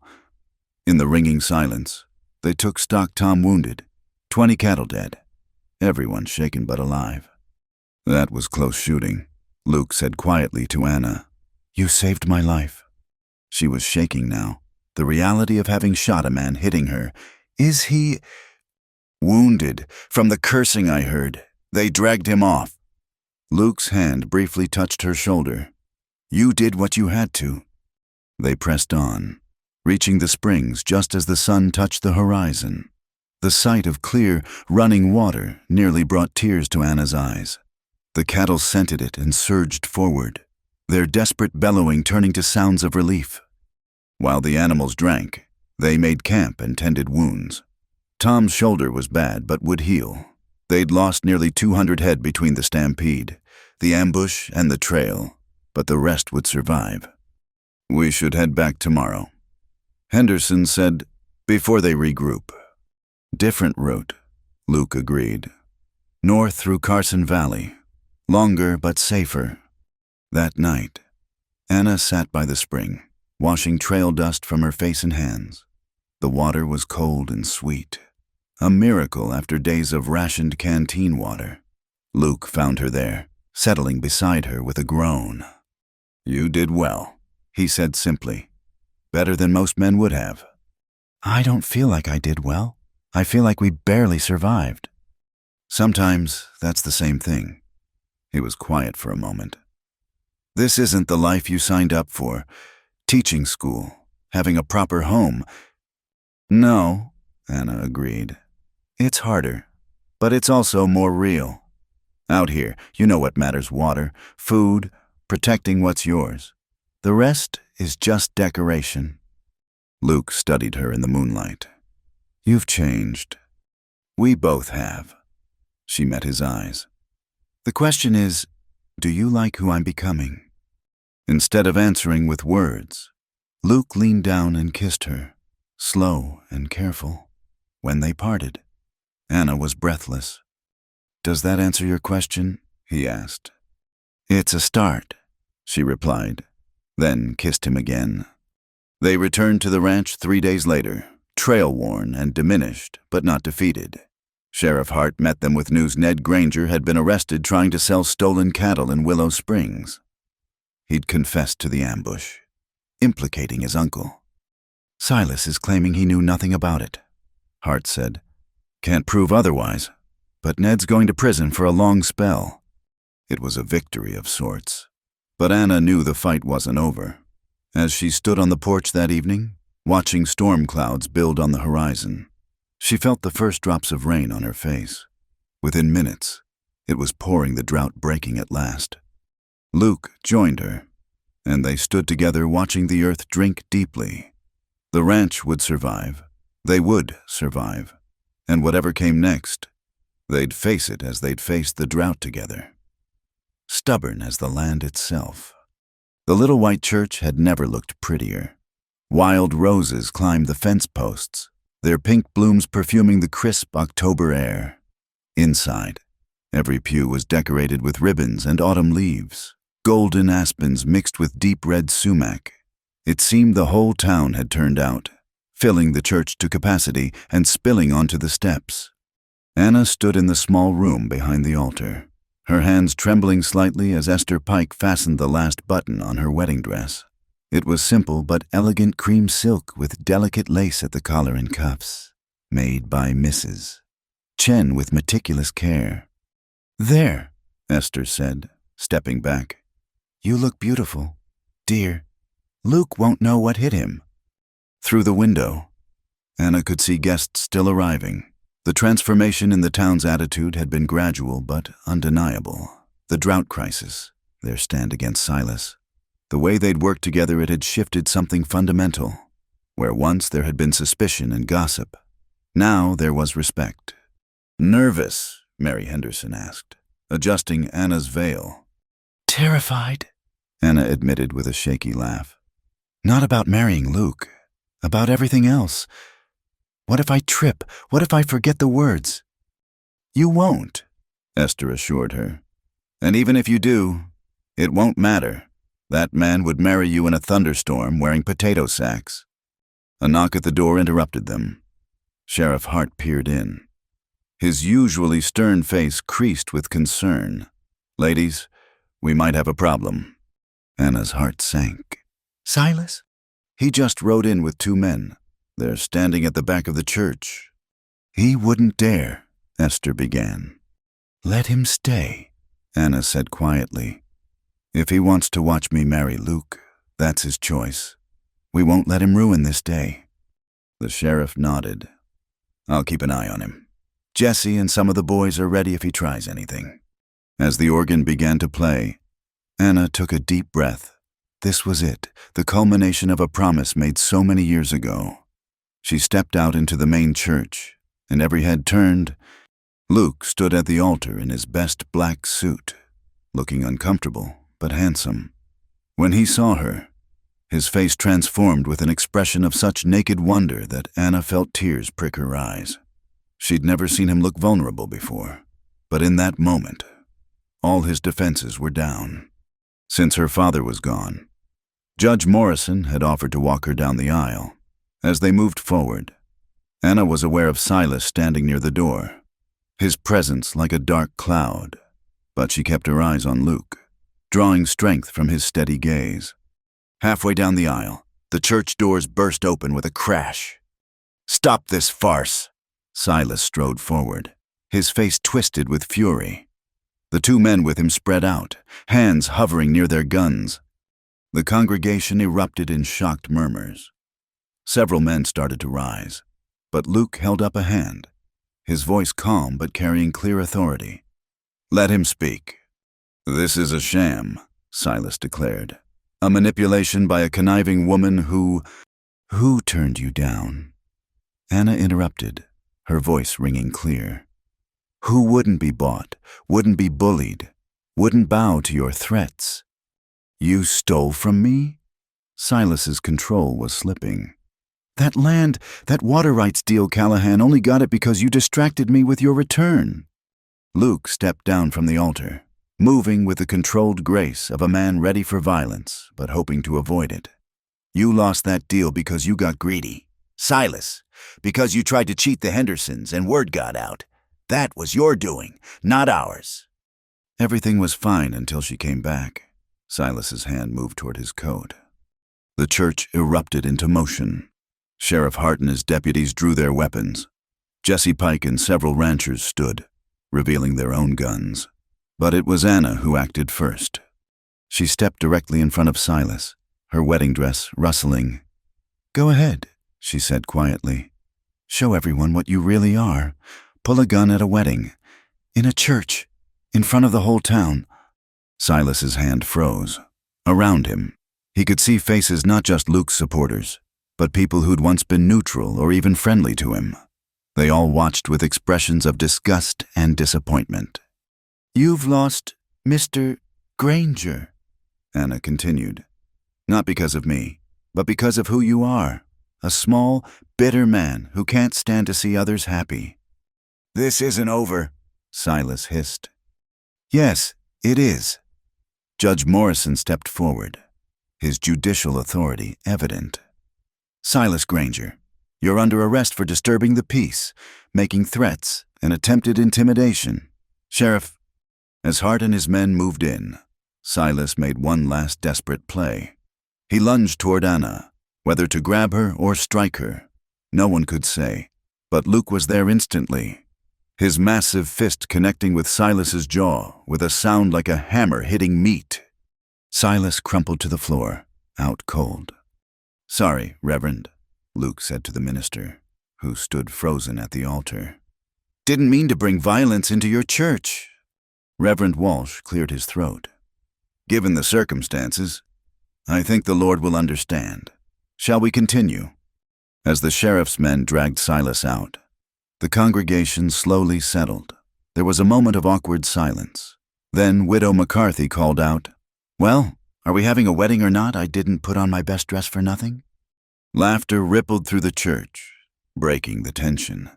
Anna looked up at Luke, who was rubbing his knuckles. "That was quite a punch." "Been wanting to do that for years," he admitted, "though I'd have preferred different timing." "I don't know," Anna said, surprising herself by smiling. It was certainly memorable. They resumed their positions, and this time nothing interrupted. Reverend Walsh led them through the vows, his voice warm with genuine affection for the couple who'd overcome so much. "Do you, Luke, take this woman to be your lawfully wedded wife, to have and to hold in sickness and in health, for richer or poorer, for better or worse. Till death do you part?" Luke's voice was strong and certain. "I do." "Do you, Anna, take this man to be your lawfully wedded husband, to have and to hold, in sickness and in health, for richer or poorer, for better or worse, till death do you part?" Anna thought of the 8-year-old girl who'd made a promise, of all the miles and years between then and now. "I do." "Then, by the power vested in me by the territory of Wyoming, I pronounce you husband and wife. Luke, you may kiss your bride." The kiss was gentle but thorough, earning cheers and applause from the congregation. As they turned to face their community as husband and wife, Anna noticed something that made her heart swell. The front pews were full of their fiercest supporters, but even those who'd been skeptical were smiling and clapping. The reception was held in the churchyard, tables groaning under the weight of food contributed by every family. There was dancing to fiddle music, children running between the tables, and enough laughter to reach the heavens. "No more empty chairs," Luke murmured to Anna as they watched their friends and neighbors celebrate. "No more lonely evenings," she agreed, leaning into his solid warmth. As the sun began to set, painting the sky in shades of pink and gold, Sheriff Hart approached with news. "Thought you'd want to know Silas is being transferred to the territorial prison tomorrow. Judge Morrison added assault charges to the list. He'll be gone for a good long while." "What about his businesses?" Luke asked. "Being sold to pay his legal debts and fines? The bank's handling it." Hart smiled slightly. "Might be some good opportunities for local folks to expand their operations." As the evening wound down and guests began to leave, many stopped to offer not just congratulations but apologies for believing gossip, for standing by while Silas spread his poison, for not seeing the truth sooner. "We misjudged you both," Mrs. Hartwell said, pressing Anna's hand. "I hope you can forgive us." "There's nothing to forgive," Anna replied graciously. "We all do the best we can with what we know." Finally, as the stars emerged and the last guests departed, Luke and Anna climbed into the decorated wagon for the ride home. The ranch house glowed with lamplight, and for the first time, it truly looked like a home rather than just a shelter. "Any regrets?" Luke asked as he helped her down. "Only one," Anna said, then smiled at his concerned expression. "I regret that I can't marry you all over again tomorrow." Luke laughed, a rich, full sound that Anna realized she'd rarely heard before. "Mrs. Callahan, I do believe you're going to be trouble." "Mr. Callahan, I do believe you're right." He swept her up into his arms, carrying her over the threshold as tradition demanded. The house that had echoed with loneliness for so long now rang with laughter and love. In the parlor, Anna noticed something new: the childhood ribbon she'd worn the day she left, now framed and hanging on the wall beside a copy of their wedding certificate. "You kept it?" she asked, touched. "A reminder," Luke said simply, that sometimes the most unlikely promises are the ones worth keeping. As they stood together in their home, finally and truly together, Anna thought about the journey that had brought them here: the wild promise of a child, the patient years of waiting, the trials that had tested their resolve. It hadn't been easy or conventional, but it had been theirs. Outside, a wolf howled in the distance, answered by its mate. The sound that had once emphasized Luke's isolation now seemed like a celebration of partnership, of two souls finding each other against all odds in the vast wilderness of Wyoming. The story of the Too Wild Bride had become something else entirely: a testament to the power of kept promises, steadfast love, and the courage to stand against those who would tear others down. And this was only the beginning. Winter arrived early that year, sweeping down from the mountains with a vengeance. By December, snow lay 3 feet deep across the valley, and the temperature plummeted until breath froze in the air and ice formed inside the windows. Luke and Anna had settled into married life with a quiet joy, but now they faced their first great test together. The troubles started on a night when the wind howled like a living thing. Anna woke to Luke sitting up in bed, listening intently. "What is it?" she whispered. "Thought I heard something. Probably just the wind." But it wasn't. By morning, they discovered the barn door forced open and several horses missing, including Duchess, Anna's favorite mare. Tracks in the snow led toward the mountains before being obliterated by fresh snowfall. "Could be horse thieves," Luke said grimly, studying the marks. Or Silas's men," Anna finished. They'd heard rumors that some of his associates hadn't accepted his imprisonment quietly. 2 nights later, Anna woke to an orange glow flickering on the bedroom walls. "Luke, fire." They raced outside to find the hay barn ablaze, flames leaping into the night sky despite the snow, working frantically alongside their ranch hands. They formed a bucket brigade from the well. Anna's hands blistered from the rope and froze in the bitter air, but she didn't stop until the last flame was extinguished. The barn was a total loss. Worse, it had contained most of their winter feed for the cattle. "We'll have to buy hay from Henderson," Luke said, surveying the damage by dawn's light.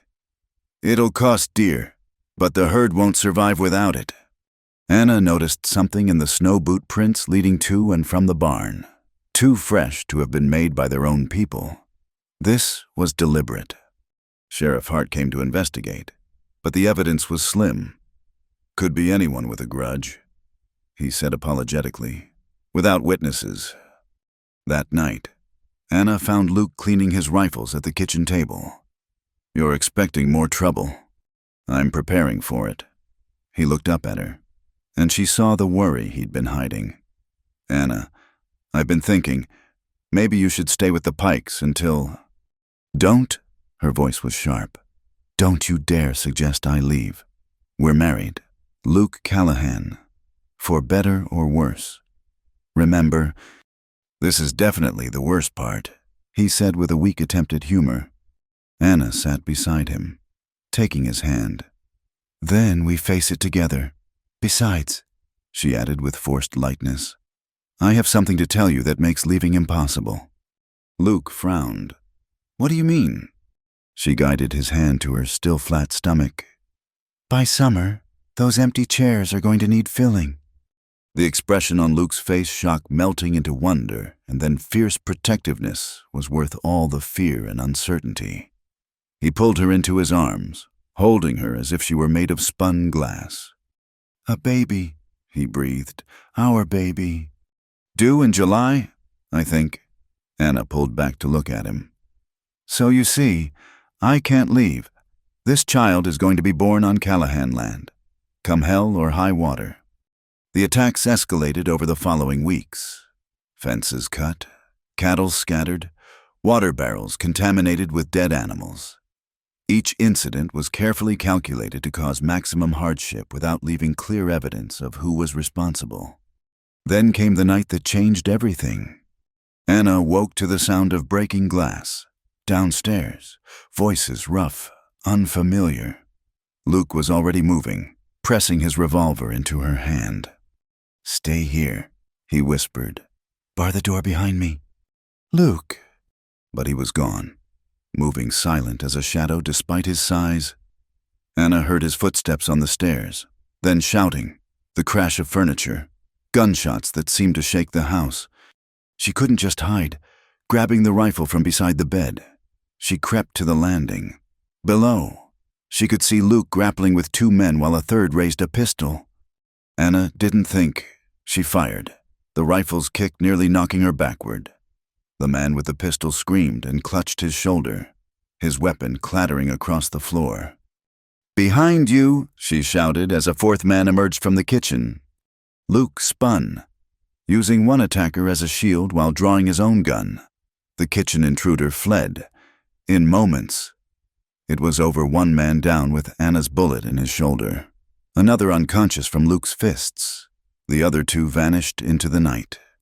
"I told you to stay upstairs," Luke panted, but his eyes held pride rather than anger. "And miss all the fun," Anna tried for bravado, but her hands shook as she lowered the rifle. Sheriff Hart arrived with the dawn, taking the wounded men into custody. The one Anna had shot turned out to be Will Granger, another of Silas's nephews. "He'll live," Hart reported. "And he's talking. Seems Silas has been running things from prison through his lawyer. Promised his boys good money to drive you out." "Can you prove it?" "With Will's testimony, yes, this ends now." But the damage was already done, between the burned barn, scattered cattle, and constant vigilance. The ranch was struggling. Luke tried to hide the ledgers, but Anna saw the truth. They were running out of money. "We could sell the east pasture," she suggested one evening as they huddled by the fire, wind rattling the windows. "That's our best grazing land." "Then we sell some of the herd. In winter, we'd get half what they're worth." Luke rubbed his face, looking older than his years. "Maybe I should." "If you suggest I leave one more time, Luke Callahan, I'll shoot you myself." "Despite everything," he smiled, "you would too." "Bet your boots I would." Help came from an unexpected source. 3 days before Christmas, wagons began arriving at the ranch. The Hendersons brought hay. The Pikes delivered a side of beef and preserved vegetables. Widow McCarthy contributed warm quilts and a furious lecture about prideful fools not asking for help when they need it. "We take care of our own," Jesse Pike said gruffly, unloading sacks of grain. "You two have had our backs. Time we had yours." By evening, their barn was restocked, their pantry full, and Anna was crying tears of gratitude into Esther's shoulder. "Hormones," she explained, which led to delighted exclamations and impromptu celebration as news of the baby spread. Christmas Eve brought one final confrontation. Luke was checking the livestock when he heard horses approaching, many horses. He reached for his rifle, then relaxed as he recognized Sheriff Hart leading a full posse. "It's over," Hart announced. "Federal marshals arrested Silas and his lawyer this morning. Conspiracy, attempted murder, extortion. He won't see freedom for 20 years. If ever." Anna appeared in the barn doorway, wrapped in Luke's coat. "It's really over." "Really over," Hart confirmed. "You folks can sleep easy now." That night, as snow fell softly outside, Luke and Anna sat by their Christmas tree, a small pine Luke had cut and Anna had decorated with ribbons and paper stars. The house was warm, secure, filled with the promise of new life and new beginnings. "I have something for you," Luke said, producing a small wrapped package. Inside was a gold locket, delicate and beautiful. Anna opened it to find 2 tiny photographs, one of Luke, serious and formal, the other of herself on their wedding day. "For the baby," he explained. so they'll always know their parents' faces. Anna kissed him, tasting tears she hadn't realized she was crying. It's perfect. As midnight approached, marking Christmas Day, they stood at the window watching snow blanket their land in pristine white. The attacks were over. Their neighbors had proven true. Their child would be born into a community that had learned to stand together against darkness. Do you remember? Anna said softly. When I was 8 and promised to marry you. Every day. Did you really believe I'd come back? Luke was quiet for a long moment. I hoped. Hope was all I had for a long time. And then you walked back into my life and gave me everything I never dared dream of. Anna placed his hand on her growing belly. We're just getting started, Mr. Callahan. Outside, the snow continued to fall, covering the scars of their trials with a blanket of peace. Inside, the fire crackled warmly, and 2 hearts beat as one soon to be 3. The wild bride had found her home, and the lonely cowboy had found his family. Together, they'd weathered the storm and emerged stronger, ready for whatever adventures lay ahead. The sound of carolers drifted faintly from town, voices raised in silent night. But in the Callahan house, the night was anything but silent. It was filled with quiet laughter, whispered plans, and the rustle of new life quickening. It was the sound of a promise kept, a love earned, and a future bright with possibility. Spring came slowly to Wyoming that year, the snow retreating reluctantly to reveal green shoots pushing through the earth. The ice on Dusty Creek broke with sounds like gunfire, and the cottonwoods began their annual transformation from bare bones to living green. Anna stood at the kitchen window, one hand resting on her rounded belly, watching Luke work with the new colts in the corral. 7 months pregnant now. She moved with careful grace, mindful of the precious burden she carried. The baby kicked, strong and insistent, and she smiled. Your father's going to spoil you rotten, she told her unborn child. He's already built a cradle that could hold 3 babies and carved enough toys to stock a store. Mrs. Chen, who'd become even more protective since learning of the pregnancy, bustled in with fresh bread. You sit, rest. Baby needs strong mother, not tired mother. Anna obeyed, grateful for the older woman's care. The community's support had only grown stronger since the troubles with Silas ended. His properties had been sold at auction, with many going to local families at fair prices. The shadow he'd cast over Dusty Creek had finally lifted. The screen door opened, and Luke entered, bringing the scent of sunshine and honest work. His face lit up when he saw her, the way it always did now, as if he still couldn't quite believe his good fortune. How are my girls today? He asked, kissing Anna's forehead and placing a gentle hand on her belly. How do you know it's a girl? Just a feeling.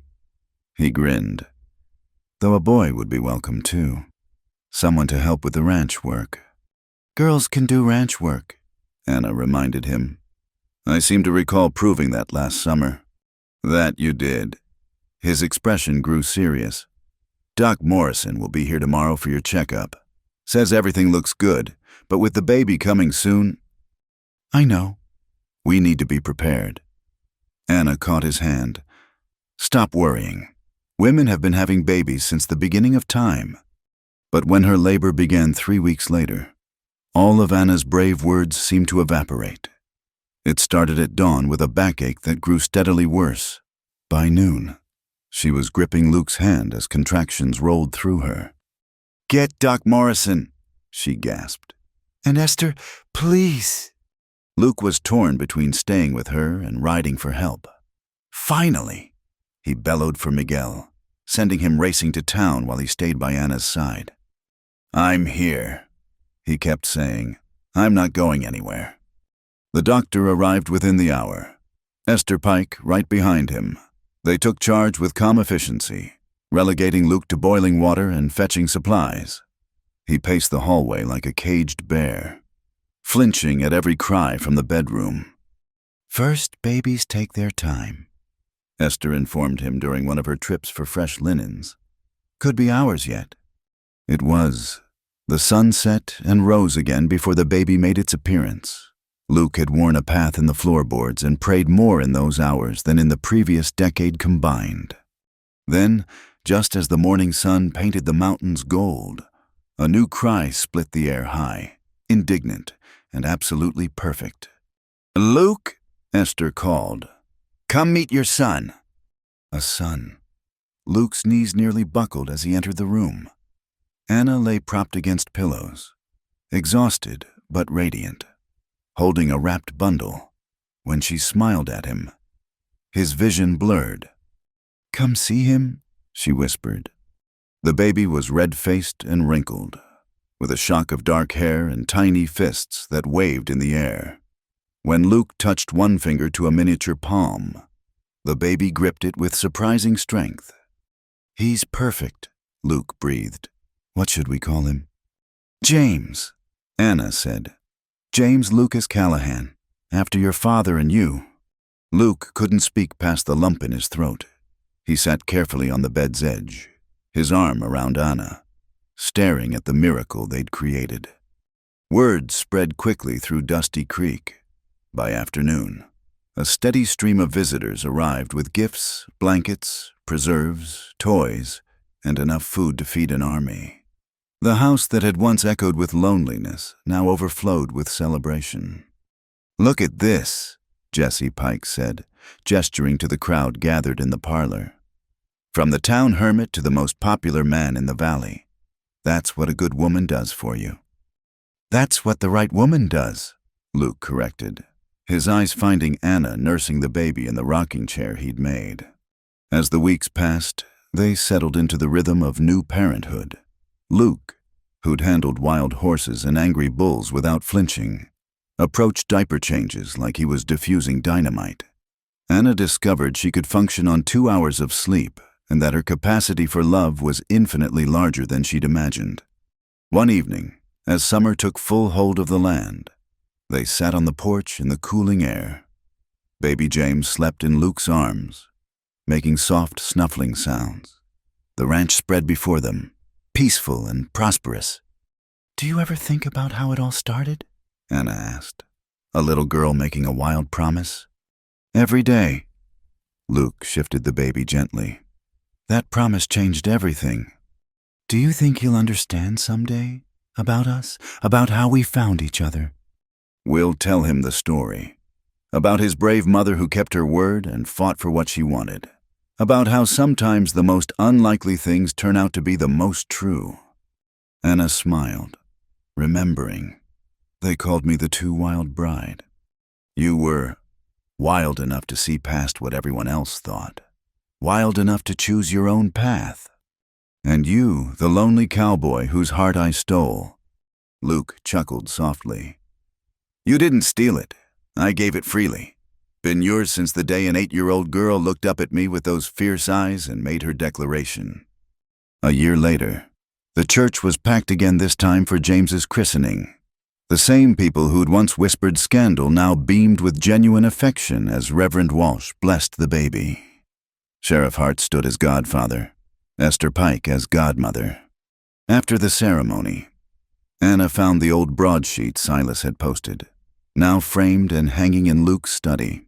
She was sold as a too wild bride until she stole the cowboy's lonely heart.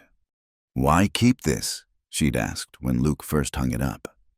"To remember," he'd said, "that sometimes our enemies do us favors without meaning to. His lies brought out the truth that we belong together." Now, watching their son charm the church ladies with his gummy smile, Anna understood. The vicious gossip had become part of their legend, transformed from weapon to testament. Mrs. Callahan. Young Timothy Henderson approached shyly. "My ma wanted to know if you're still planning to start the school in the fall." "I am," Anna confirmed. With the community support, they'd built a proper schoolhouse where Anna would teach part-time. "Will you be attending?" "Yes, ma'am. Pa says education's important now that the territory's growing." It was true. Dusty Creek had grown in the past year. New families arrived monthly. drawn by stories of a community that stood together, where justice prevailed and neighbors helped neighbors. The railroad had extended a spur line, bringing commerce and connection to the wider world. But some things remained constant. The mountains still rose blue and eternal. The wind still sang through the grass. And in the Callahan house, love had taken root so deeply that nothing could shake it. That evening, as they prepared for bed, Luke pulled out his father's pocket watch, the one he'd wound faithfully for so many solitary years. "I want James to have this someday," he said, "to remember that time passes, but some things endure, like promises, like love, like family." Anna took the watch, running her thumb over the worn silver surface. "We should have more children. Fill this house properly." Luke's eyebrows rose. "More? At least 2 more, maybe 3. James needs brothers and sisters." "Anna Callahan, you really are a wild woman." She laughed, the sound bright as silver bells. "You wouldn't have me any other way." "No," he agreed, pulling her close. "I wouldn't." Outside, the summer evening settled over the ranch like a benediction. Cattle lowed in the distance, horses nickered in the barn, and in the nursery. James slept peacefully, dreaming baby dreams of milk and warmth and love. The story that had begun with a child's impulsive promise had become something greater, a testament to the power of keeping faith, of choosing love over fear, of standing firm against those who would tear others down. The 2-wild bride and the lonely cowboy had found in each other not just love, but home. And that home now sheltered new life, new dreams, new promises to keep. In the years to come, James would grow strong and true, followed by sisters Sarah and Rebecca. The Callahan Ranch would prosper, becoming a cornerstone of the growing community. And always, in the parlor, hung a faded ribbon and a framed piece of poison turned to poetry, reminders that the wildest dreams sometimes come true, and the loneliest hearts can find their way home. Thank you for listening to this Wild West love story. Where are you enjoying this tale from? Share your location in the comments below so we can connect with listeners around the world. Don't forget to subscribe to From Wild West channel and let us know your thoughts on Anna and Luke's journey. Did their story touch your heart? We'd love to hear from you.